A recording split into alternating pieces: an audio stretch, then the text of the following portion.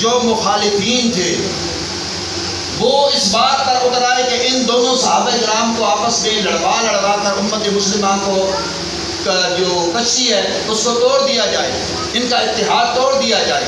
وہاں پہ اہل السنت والجماعت کا وجود جو ہے نا نمایاں ہو کر آیا کہ انہوں نے کہا کہ حضرت علی المرتضیٰ کا مقام اپنا مقام ہے اور برحق خلیفہ راشد ہے، لیکن ساتھ ساتھ صحابہ کرام کا بھی اپنا مقام ہے۔ تو لوگوں نے غلط فہمیاں پیدا کر دی، اور آج آپ دیکھیں کتنا نازک دور ہے، شیطان نے کیسی کیسی چالیں چلی ہے کہ اب ہمارا جب دیکھا ہے نا کہ گروہ در گروہ ہو رہی ہے، اور مخالفین جو ہے جھوٹی روایات کے ذریعے من گھڑت قصوں کے ذریعے لوگوں کو گمراہ کر رہی ہیں۔ ایک ہمارا وہ طبقہ ہو گیا جو صحابہ کرام کو بلیم کرتا ہے، ان کے اوپر سب کو شتم کرتا ہے، ان کو گالیاں نکالتا ہے، صحابہ کرام کا جو حق ہے وہ ضائع کرتا ہے۔ دوسرا طبقہ وہ ہو گیا کہ جو صحابہ کرام کے نام پر اہل بیت اطہار کی محبت جو ہے ان کے لیے جرم بن گئی ہے، وہ اس کو اپنے لیے باعث عار سمجھنے لگا ہے۔ تو برادران محترم، قرآن مجید میں اللہ تعالیٰ نے فرمایا ہے، تیسرے سے پارہ ہے، تلک الرسل فضل اللہ۔ آپ یہ پورا مضمون پڑھیں، اللہ پاک فرماتا ہے کہ ہم نے انبیاء علیہ السلام کو بھیجا تو ان کو بھی درجہ بدرجہ فضیلت عطا فرمائی۔ تو اسی طرح اللہ پاک نے اہل بیت اطہار کو بھی نبی صلی اللہ علیہ وسلم کا قرب عطا فرمایا اور ان میں درجہ بدرجہ فضیلت عطا فرمائی۔ اب بعض لوگ اعتراض کرتے ہیں کہ آپ پنجتن پاک کا نام لیتے ہیں، کیا نبی علیہ السلام کے اور جو گھر والے تھے وہ پاک نہیں تھے؟ بھائی ہم نے کب کہا ہے کہ وہ پاک نہیں تھے؟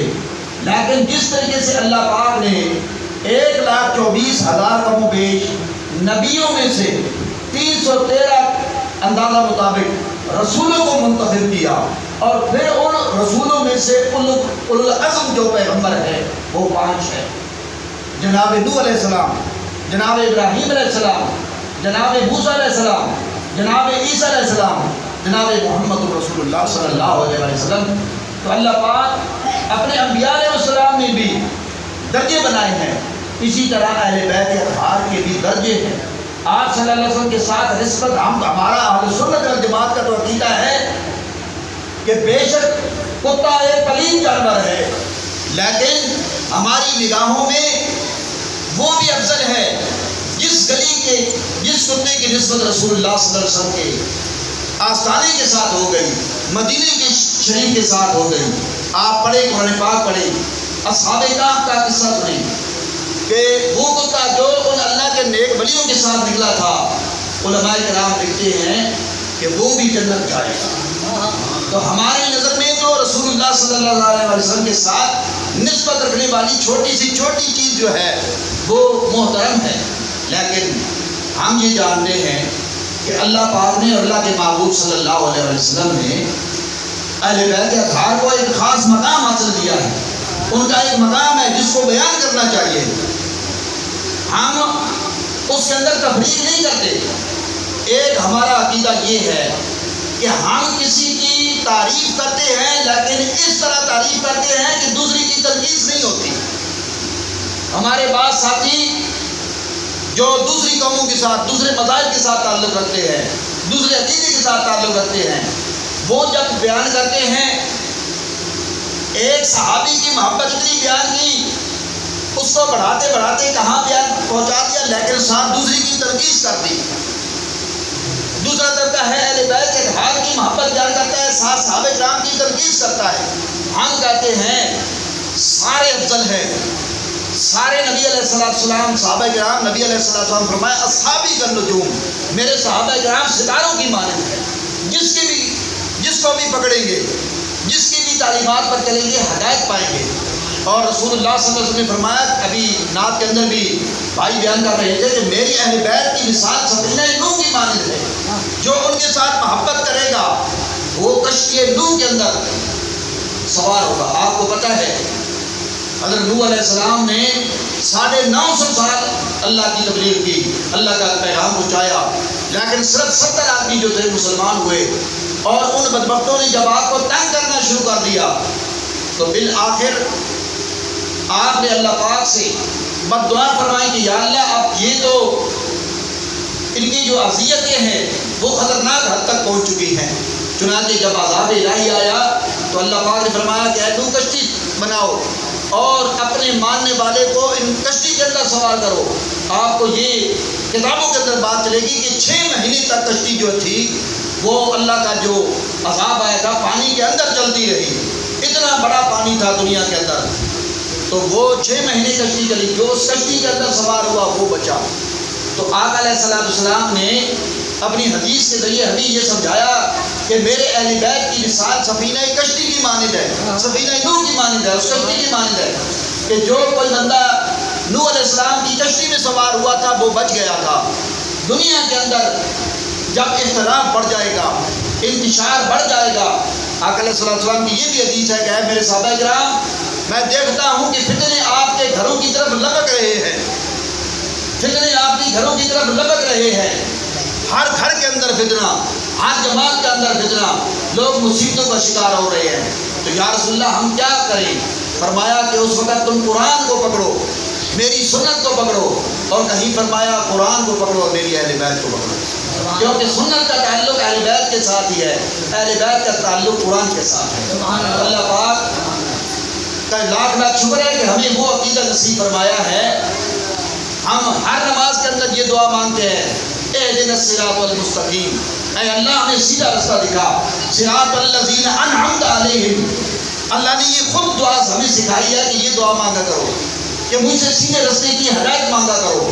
یا اللہ ہم سیدھا راستہ تو مانگ رہے ہیں، اللہ نے فرمایا اچھا تمہیں بتاؤں کہ کون سا سیدھا راستہ ہے؟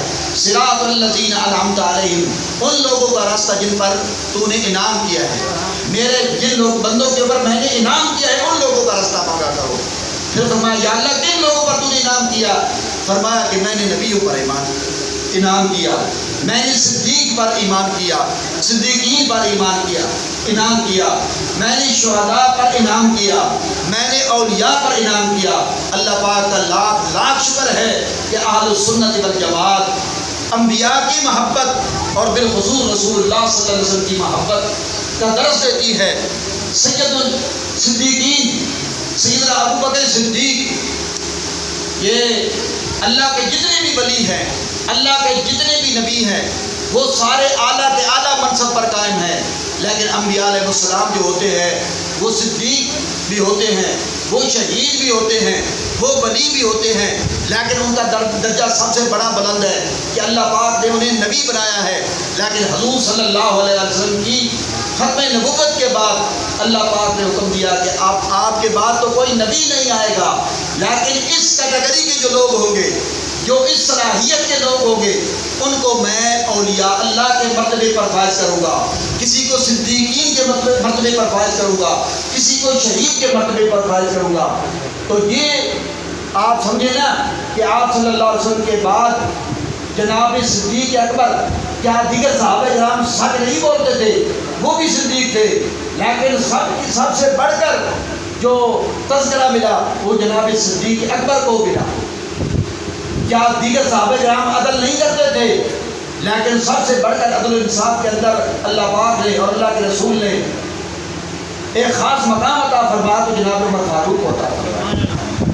سارے صحابہ کرام جو تھے، جتنے زیادہ حضور صلی اللہ علیہ وسلم کے اندر قرب تھا، ان کے پاس قرب تھا، اللہ کا زیادہ قرب تھا، وہ شرم و حیا والے تھے، وہ صحابہ کرام غنی تھے، لیکن جناب عثمان ذو النورین رضی اللہ تعالیٰ عنہ کو اللہ پاک نے شرم و حیا کا وہ مقام عطا فرمایا کہ اللہ پاک کے محبوب فرماتے ہیں کہ قیامت کے دن میں محمد بھی اللہ کی بارگاہ میں کھڑا ہوں گا، جناب صدیق اکبر بھی اللہ کے ہاں کھڑے ہوں گے، جناب عمر فاروق بھی کھڑے ہوں گے، جناب علی المرتضیٰ بھی کھڑے ہوں گے۔ فرمایا یا رسول اللہ عثمان کا نام، فرمایا کہ عثمان کے اندر اتنا حیا ہے کہ اللہ تعالیٰ قیامت کے دن فرمائے گا عثمان تمہیں میرے سامنے کھڑا ہونے کی ضرورت ہے،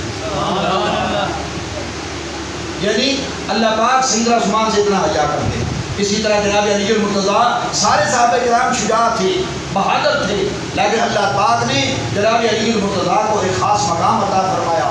آپ کی بہادری بلند ہے، آپ کی ذوالفقار حیدری کا بار جو ہے وہ مشہور و معروف ہے۔ اور پھر اللہ پاک نے آپ کو خاص مقام یہ عطا فرمایا کہ رسول اللہ صلی اللہ علیہ وسلم نے فرمایا جس طریقے سے سیدنا ہارون علیہ السلام کو موسیٰ کے ساتھ نسبت دیا ہے تجھ کو نسبت میرے ساتھ. پھر آگے چلیں سیدہ فاطمہ الزہرا رضی اللہ تعالیٰ عنہا نبی علیہ السلام کی لفظ جگر ہے. آپ کی دیگر بھی صاحبزادیاں ہیں. بعض لوگ جو ہیں فتنے کی آڑ میں آپ دیکھیں نا آپ پڑھے تو آپ حیران رہ جائیں گے کہاں حملہ ہو رہا ہے کہ انہوں نے فاطمہ الزہرا کی محبت میں آپ کی دیگر صاحبزادیوں کا انکار کر دیا ہے. وہ مانتی نہیں ہے کہ یہ زینب ام کلثوم ام رقیہ حضور صلی اللہ علیہ وسلم کی صاحبزادیاں ہیں. کیا ہے؟ بغض صحابہ ہے. اگر مانے تو ثابت ہوتا ہے، ماننا ہی نہیں ہے. لیکن علماء کرام فرماتے ہیں کہ رسول اللہ صلی اللہ علیہ وسلم نے اپنی بے شمار احادیث میں فاطمہ الزہرا کا وہ مقام فرمایا ہے. ویسے آپ کو پتہ ہونا چاہیے نا کہ تمام سرداروں، تمام نبیوں کے جو سردار ہیں حضور صلی اللہ علیہ وسلم اور آپ کے ازواج الطاہرات تمام خواتین میں ان کا مقام بلند و بالا ہے. تو کل قیامت کے دن سب سے پہلے رسول اللہ صلی اللہ علیہ وسلم جنت میں جائیں گے. تو چاہیے تو یہ جانا